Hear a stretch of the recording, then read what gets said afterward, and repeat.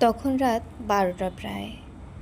একটা ছোট্ট বিড়ালের দুষ্টামি দেখে মনে হচ্ছে সবেমাত্র সন্ধে হলো। দোলনায় বসে প্রশান্তির দোল দুলছিলাম। খুবই ভালো লাগছিল। আসলে প্রত্যেকটা মানুষের জীবনে কিছু সুন্দর মুহূর্ত হওয়া দরকার। নিজেকে বানানো দরকার। জীবনটা তো অনেক ছোট। এত দুঃখ কষ্ট মানুষের কথা দিয়ে কি হবে?